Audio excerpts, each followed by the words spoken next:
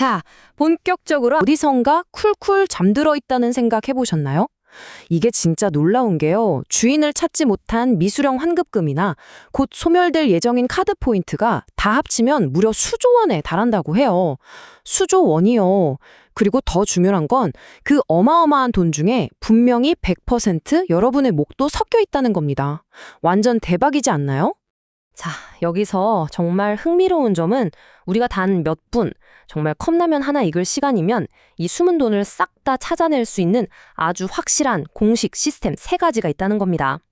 우선 국세나 지방세 환급금은 홈택스나 위택스에서 바로 조회되죠.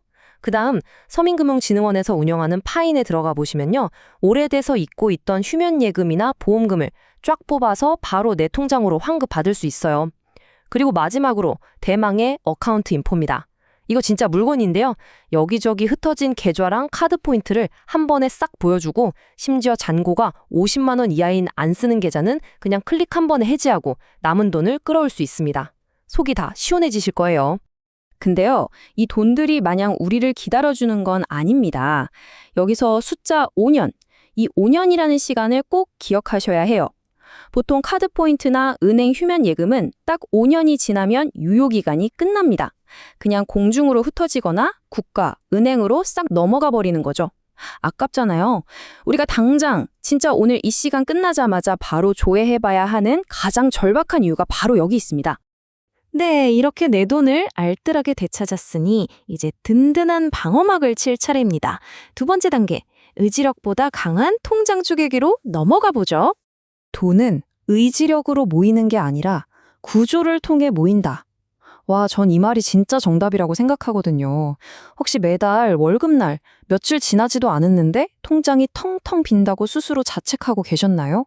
에이, 이제 그러지 마세요. 통장에 잔고가 없는 건 절대 여러분이 낭비벽이 심하거나 의지가 부족해서가 아닙니다. 그건 그냥 돈이 빠져나가는 시스템, 그 구조가 잘못 세팅되어 있어서 그런 거예요. 그래서 혼돈과 통자의 차이를 극명하게 비교해 드릴게요. 보통 우리가 실패하는 이유를 보면요. 월급, 생활비, 저축이 그냥 통장 하나에 막 뒤섞여 있어요. 진짜 혼돈 그 자체죠. 반면에 성공하는 사람들의 구조를 보면 딱 4개의 통장으로 돈의 흐름이 철저하게 자동화되어 있습니다. 아, 이번 달엔 아껴 써야지 하는 이런 불확실한 내 의지력은 아예 빼버리고 그냥 돈이 알아서 착착 자기 자리로 찾아 들어가게 만드는 정말 훌륭한 시스템인 거죠. 그럼 이 4개의 통장이 도대체 무슨 역할을 하느냐? 간단합니다. 생활비 통장은 숨만 쉬어도 나가는 고정비나 변동비를 커버하고요. 저축 통장은 내 자산을 쑥쑥 불려주죠. 투자 통장은 주식이나 ETF 같은 공격수를 담당하고, 비상금 통장은 혹시 모를 상황에 대비해 한 3개월에서 6개월치 여윳돈을 쥐고 있는 든든한 수비수 역할을 합니다. 여기서 진짜 제일 중요한 절대 잊지 마셔야 할 황금률이 하나 있는데요. 월급이 들어오면 무조건 가장 먼저 저축과 투자 통장으로 돈이 싹 빠져나가게 세팅하세요. 그리고 남은 돈만 생활비 통장으로 보내서 그 안에서 해결하는 겁니다. 쓰고 남은 돈을 저축하는 게 아니에요. 아시겠죠? 자, 이제 3단계입니다. 그럼 그 수비수 역할을 하는 비상금은 도대체 어디에 둬야 할까요? 세 번째, 파킹 통장과 CMA 통장 완벽 비교입니다. 내 소중한 현금이 잠시 머무를 올바른 대합실, 어디가 좋을까요? 비상금이라는 게 당장 쓰지는 않지만 무슨 일이 생기면 바로바로 꺼내 쓸 수 있어야 하잖아요. 그렇다고 이자가 쥐꼬리만한 일반 입출금 통장에 그냥 방치하는 건 진짜 내 돈에 대한 직무유기입니다. 돈이 대합실에 앉아서 기다리는 그 짧은 시간 동안에도 스스로 열심히 일해서 이자를 벌어오게 만들어야 하거든요. 그래서 여기서 결정적인 포인트는요, 바로 은행의 파킹 통장과 증권사의 CMA 통장의 극명한 차이를 아는 겁니다. 먼저 은행 파킹 통장은 1인당 5천만 원까지 예금자 보호가 딱 된다는 거, 이 절대적인 안전성이 엄청난 강점입니다. 반면에 증권사에서 만드는 CMA 통장은 이게 단기 채권 같은 데 투자해서 수익을 내는 거라서 특정한 상품을 빼고는 예금자 보호가 안 돼요. 하지만 평균적으로 파킹 통장보다 금리가 조금 더 높아서 한 3% 후반대까지도 기대할 수 있고 매일매일 이자가 꽂히는 걸 보는 쏠쏠한 재미가 있다는 장점이 있죠. 아, 잠깐만요. 여기서 통장 고르실 때 절대 놓치면 안 되는 게 하나 있어요. 두 통장 모두 결국 이자가 붙으면 나라에서 이자 소득세 15.4%를 떼어갑니다. 그러니까 단순히 겉으로 보이는 금리 숫자만 보지 마시고 세금 딱 떼고 내 손에 진짜 들어오는 실제 수입이 얼마인지를 꼭 비교해 보셔야 해요. 드디어 마지막 단계까지 왔네요. 잘 정돈된 내 자산을 본격적으로 굴려볼 시간입니다. 네 번째, 핵심 위성 ETF 투자 전략입니다.